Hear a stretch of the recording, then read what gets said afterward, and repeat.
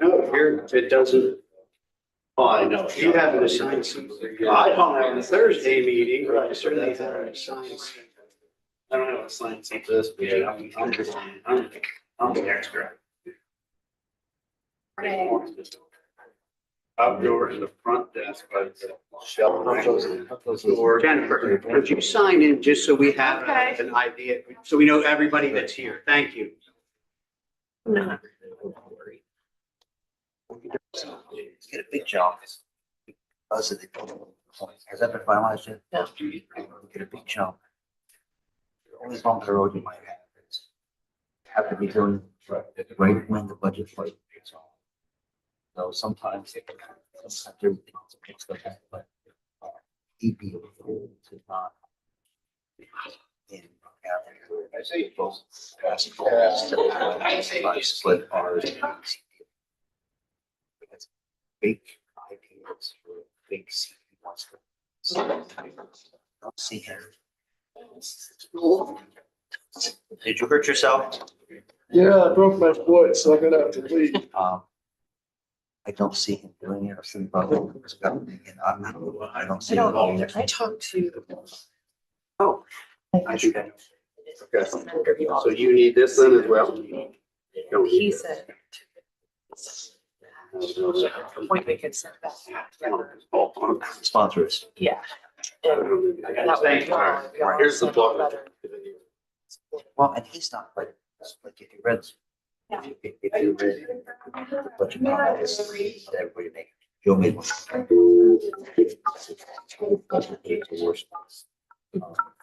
More strength in that. Y'all isn't as. No, he is not. Good morning, who's on the line? So that should not affect your. Good morning, Brian. I don't think. Right. Recommended man to run this meeting. I am. That's good. Doesn't show You up. are, sir, yeah. Oh, I am? No, you're the VP. Oh. Or you're the V something. Oh, but, Yeah. So you sit here and you're. well, I'll wait and see. And then I'll whisper to Gotcha. you if you forget something, we'll make it. Now, I'm mechanically uninclined. Don't write that down. But we do that a lot. What part does this? Usually what we do, it's usually this good information. Even if we do make something, we don't make up stuff that's not true.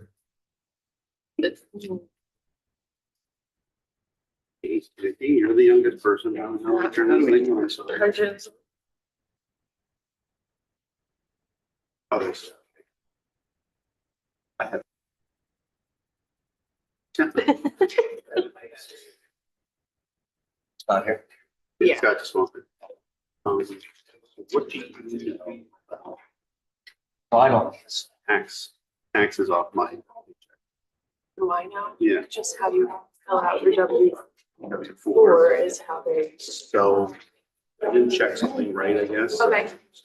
So not enough tax money came out. Okay. I have to change that to be that I have two jobs. I Okay. don't know where that is. Okay. But would you be able to tell me when we change that, what now will come out? Do they need roughly $50 to $100 more a paycheck? Or am I better off just checking the box that adds the $100?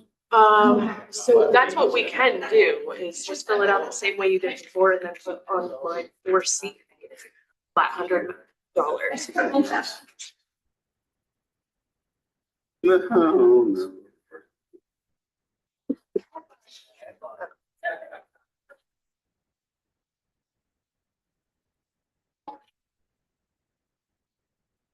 Morning. I just texted that. Isn't there, where's the, there's like a little sheet. No sheet in the drawer. Oh, here it is. It's ABC 1, 2, 3. Oh, well, now could we be more generic? Right. I think I just. You just told I just told everybody. Hey, morning. How are you? Desert is all but. Morning, Tom. So I don't see. It's just that everything goes. I'm wondering what it's about. Look at the picture. Look at the every Tier. Again, child, 26-year-old juvenile. So slow, younger kids. Well, open. I should chill. Yeah, we can. Here, let's imagine. Wow. It's just, Wow. it's just a young. Can you- kid, not sure. Can you fill those shoes? It'll bail. No bail. To seek somebody. These guys are out of control. The Republicans are kind of.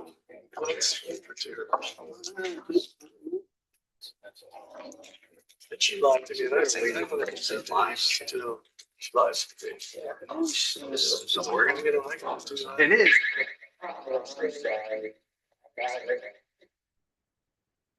You're supposed to evacuate? How you doing? How you doing? I've done that this year, that's the first time in 2025. It's just. First time, right? It's 2025. I was looking for trash, that's why I would be fun. So there's a do, we're gonna take that. Oh, which line is my agenda on my desk? Did not speak up to her. Are you kidding? Brad might have one. Do you have an extra agenda or not? I do. About a week and a half ago, 2 weeks, I went out and said, look, there's a situation, we think we're gonna discuss somebody being over. Is there something on there or not? Let's get together. So there was no bill. I think it was extreme. I'll get over it.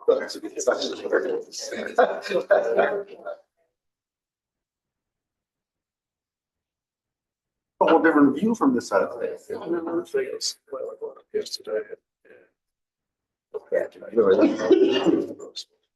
You like the view from the left? Yeah, I like coming in left. He's coming around. These guys.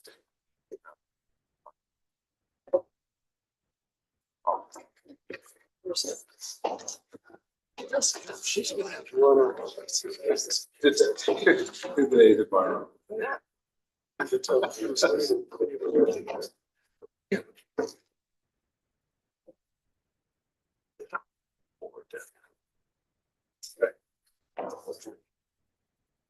Are we online yet? We are, yes, we are live. Okay, good morning, everyone. We'll convene the prison board meeting at this time. And do we have a quorum? Okay, thank you. Should we call the line in case anybody's calling in? I think the only person on the line right now is Solicitor Blue, but you could confirm that. I don't know if he's on the line. Is he on the line? He is correct, yes. Okay, good. Good morning, Brian. good morning. Okay. Okay, can I have a motion to approve the minutes of the previous meeting? please? I'll make the motion. Here, pause. All in favor, say aye. Aye. Okay, do we have any public comment on agenda items only at this time? Any online? No. Then we'll move on to expenditure reports. Attached is the expenditure reports for January 2025.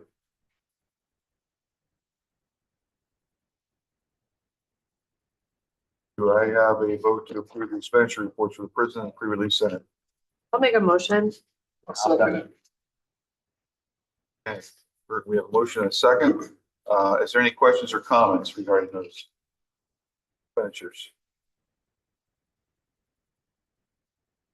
Okay, hearing none, all in favor, say aye. Aye. Okay, moving on to personnel actions. Warden. Thank you, Commissioner. We are asking for board approval for the following personnel actions.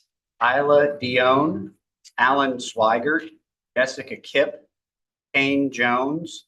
Those four individuals are all full-time correctional officer relief positions at the prison. Cecilia Miller as a full-time resident supervisor at pre-release center. Faith Kovaleski, also as a full-time resident supervisor at the pre-release center, and Riley Hoy in that same position. Okay, now a motion to approve the personnel actions. I'll make the motion. Second. Questions or comments? Okay, hearing motion and second, all in favor, say aye. Aye. Okay, thank you. Informational reports, Warden. The prison population report shows that the prison had an average of 192.9 males at the prison and 27.94 at the pre-release center for an average daily population of 220.84. There was a peak population of 234 in the month. For females, the prison carried an average of 22.23 and pre-release center carried 5.77 for an average daily population of 28 and a peak population in the month of 31. Our average daily population was 248.84.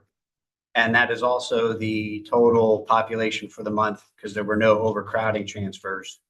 And the in-home detention program had 0.58 males per day. The prison disciplinary report shows that in the month of January, there were 91 hearings held. 63 of those hearings were found guilty with lockup time imposed. 16 were found guilty with lockup time suspended, and 12 were found not guilty.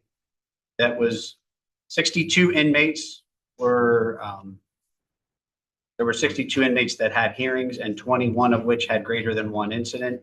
And there were also 9 informational reports generated in the month. And is there anything else that you would wish to add? The next report then is the pre-release center report. And in the month of January, there was an average of 9 males on work release, no females on work release, and 20 males on work crew, along with 6 females on work crew, for an average of 29 and 6. And those are also the year-to-date averages. Program highlights for the pre-release center: on January 14th, all staff attended CPR and first aid training, led by Training Sergeant Joe DeFrancisco. Mental health snapshot. That was taken on February 11th. And on that day, there was a total of 279 inmates within the prison system. 116 inmates were under roster A with no mental health history, or 41.58% of the population. 48 inmates were found to be under roster B having past mental health history, but no active symptoms in the last year. And that was 17.2% of the population. 102 inmates were found to be under roster C having current mental health issues, or 36.56% of the population. And 13 inmates were under roster D experiencing serious mental illness, or 4.66% of the population. Psychotropic medications dispensed at the pre-release center. Of the 29 males that day, 9 were receiving meds, or 31.34%. Of the 7 females at the pre-release center, 4 were receiving meds, or 57.14%. And at the prison, of the 195 male inmates, 85 were on medication, or 43.59%. And of the 26 females, 11 were taking medication, or 42.31%. Total number of inmates on meds at the pre-release center, 36.11%. Total percent of inmates on meds at the prison, 43.44%. And the total for the prison system as a whole, 42.41%. That same average, about where we typically are, or Yes. like a little down? Yeah, A little down as far as not having. usually, and referring to last month's report, I can tell you that we were at 40, we were just around 42% last month as well, so.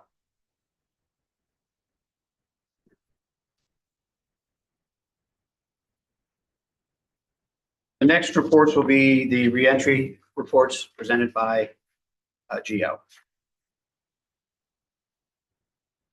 Morning, everyone. Morning. Morning. I'll first start off with a report from John Stahl, APO.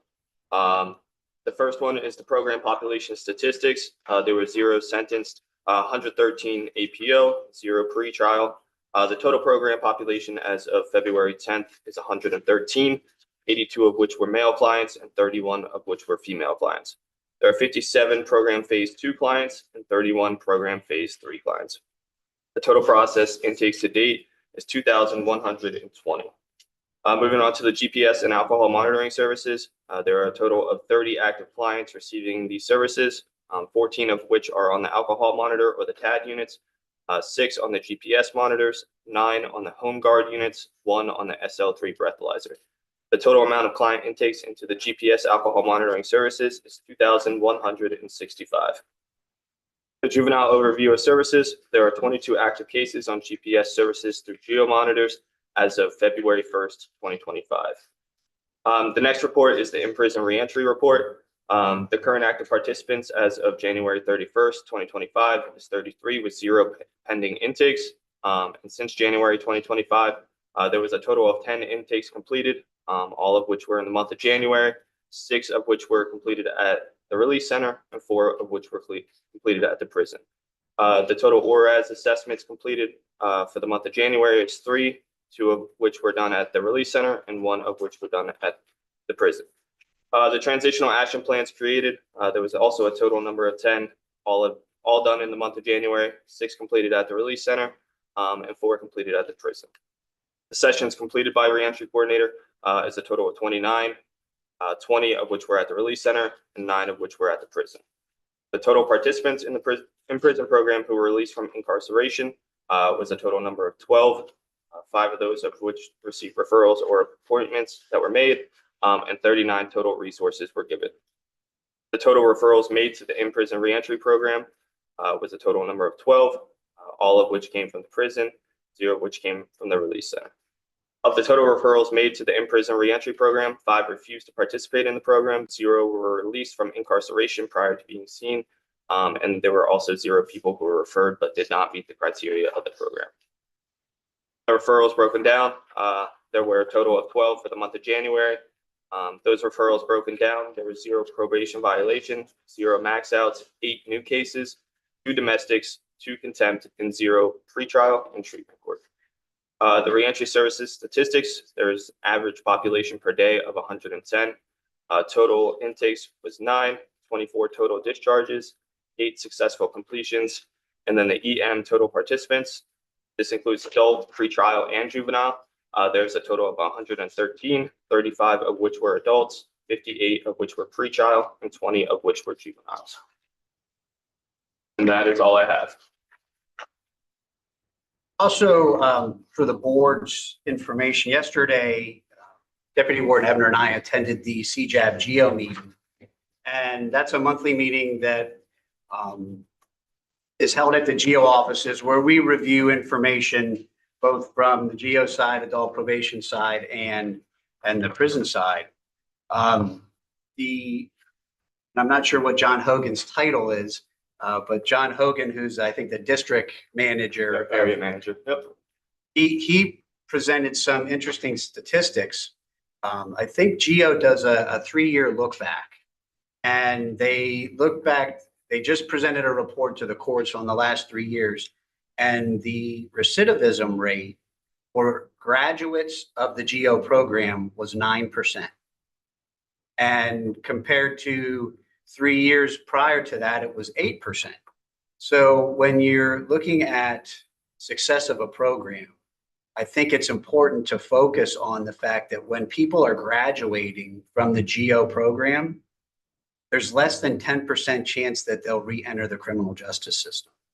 And when John mentioned those statistics, I paused for a second and because I thought that was pretty incredible, considering whether or not, if there's any question on whether GEO is working, I think that's proof positive right there that this program is working.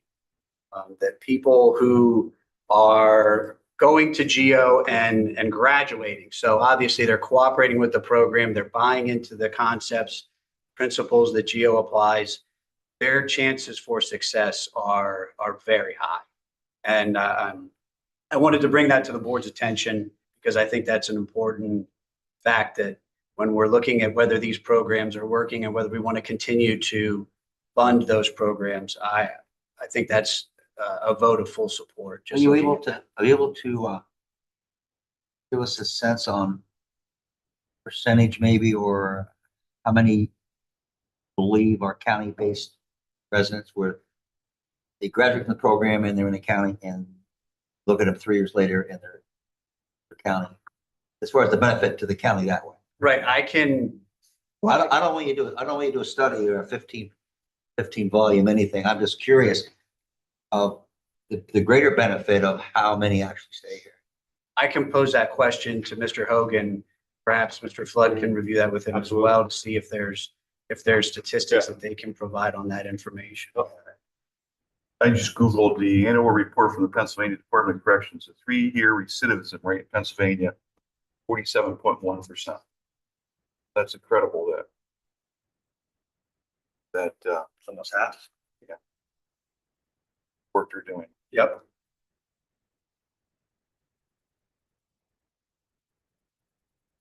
Thank you, Todd. Thank you. The additional reports in the packet, again, are for board review. They include the prison and pre-release program report and the mental health forensics contact report. Moving on to informational highlights.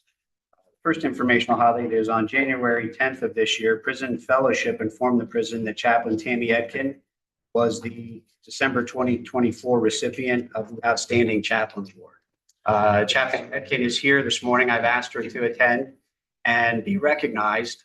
I have a letter that was sent to me, and I'll read that. And Tammy, I'd ask that you come up because I'd like you to share with the board what you shared with us as far as what you know about how you were nominated for this. So the organization is prisonfellowship.org. It says, "Dear Warden Shoemaker, Prison Fellowship is pleased to announce Tammy Etkin is the recipient of the Outstanding Chaplain Award for December 2024.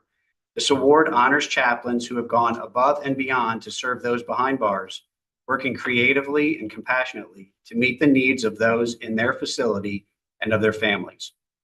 Chaplain Etkin was nominated by a resident at your facility to recognize the exceptional, heartfelt work she has performed. To commemorate this achievement, Chaplain Etkin has received a certificate, challenge coin, and an optional embroidered shirt. We know that your vital work behind bars requires immense dedication and perseverance, and we're grateful for the work that you and your team are doing." And that was from the president and CEO, Heather Rice Minus from the Prison Fellowship.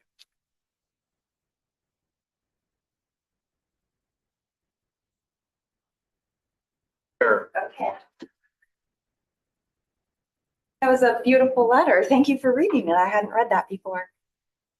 So I'm Tammy. I'm the chaplain at Lycoming County Prison and Pre-Release Center, and I have been there since, 2022. So that I'm going on my 3rd year. In order to get that award, the men at the prison all got together and wrote letters and sent them in to nominate me. So that's how that happened. Several of the men have since gone on to other places, but I have to tell you, am I allowed to just share some of the great things that are happening there? Okay, I want to take this as an opportunity to do that.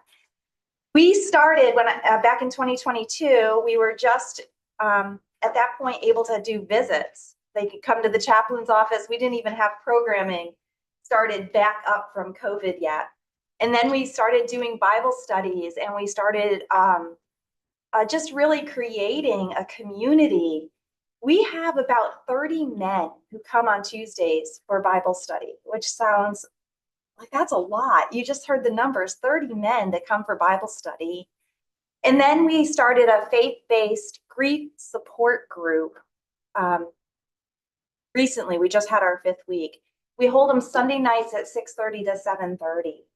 And yeah, maybe it's a way to get out and socialize, but we had Grief Share on Sunday night, the night of the Super Bowl at 6:30. If you remember, that's kickoff. And if you remember, the Eagles were playing. Who scheduled that? I gave them the opportunity to cancel the week before. I said, "Would you like to cancel next week at Super Bowl at 6:30? They said no. They wanted to come. We had 10 men at 6:30 show up for a grief support program that lasted until 7:30. Like, how awesome is that? We also were able to share with every single male and female at both Lycoming County Prison and the Pre-Release Center in the middle of December, just a thank you gift, notebooks, calendars, just activity packets. And we were able to go around and give that to each individual personally. I want to say that the staff, everyone at the prison, they're the reason that we can do this. They're the ones that allow us to have communion. We have baptized 10 men in the last 6 months. And we do that during the Bible study so that they have all the other men come around them and support them.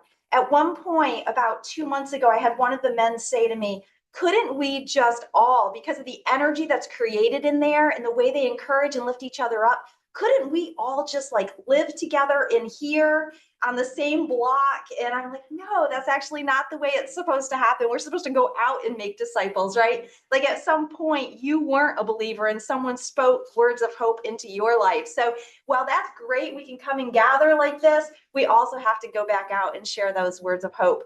It's beautiful to hear stories about how they look out for each other and hold each other accountable. At one point, one of the men said to me that he was in a really bad place, but one of the other guys, 21 years old. So a 40-year-old is looking to a 21-year-old for advice and for encouragement. And that's, you don't see that outside, but in there you do. I have 2 men that are in rival gangs. In Bible study, they pray for each other and tell each other they love each other. Out here, they'd want to kill each other. But in there, they are praying for each other and telling each other that they love them. That's the beautiful stuff that I get to see. And I just want to thank you for that opportunity.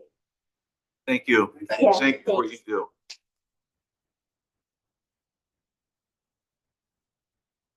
do. When we had Chaplain Andy France for many years, and when he decided to retire, I know that Deputy Warden Ebner and I were concerned about finding somebody who would be willing to come in and put the time and effort that is needed in order to make this a meaningful program and not come in and go through the motions.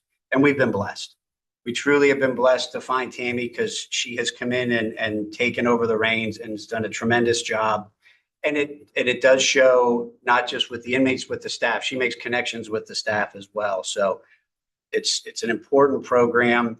And the fact that she was recognized by the inmates that she works with is probably maybe the most important part of that honor and that award that she received. So extremely proud of you for that, and proud of the work that you're doing. Thank you. Thank you, Tammy. Can I ask real quick, before you came to our prison, what, were you in another prison? What was your? No, I'm a pastor of a small little church. I call them my LOLs, my little old ladies. It's an elderly congregation. So I pastor that, and I'm the executive director of United Church. Okay. Thank you.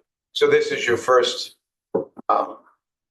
stint as a prison chaplain? Yeah. Okay. You know, yesterday, you saw in the news, Robert Kennedy Jr. was nominated and confirmed as the health secretary. And as he was in the Oval Office last night, he was talking about the overall health. And he mentioned spiritual health and how critical that is, not only physical, but mental and spiritual. All of it together is so critical in making a person well-rounded and healthy human being. And he stressed how important that is. So thank you. Moving on to additional informational highlights. On January 15th, Deputy Warden Ebner attended the Citizens Advisory Committee meeting at the Pennsylvania State Parole Board offices in Williamsport. On January 16th, I attended the Pennsylvania County Corrections Association Executive Board meeting. And on January 28th, the United States Census Bureau conducted a census of the prisons. And those are all the informational highlights that I have. Okay, thank you, Warden. Is there any old business this time? Okay, any new business? Any comment from the board? Hearing none. Is there any public comment? Any online? Nope, no online chat. Well, on the agenda, there's the next 3 prison board meetings. The next one will be on March 14th at the prison. The following will be April 11th and May 9th here at the Third Street Plaza, in this room. And we have completed our agenda. Our meeting will be adjourned. Thank you, everybody. Thank you. Thank you.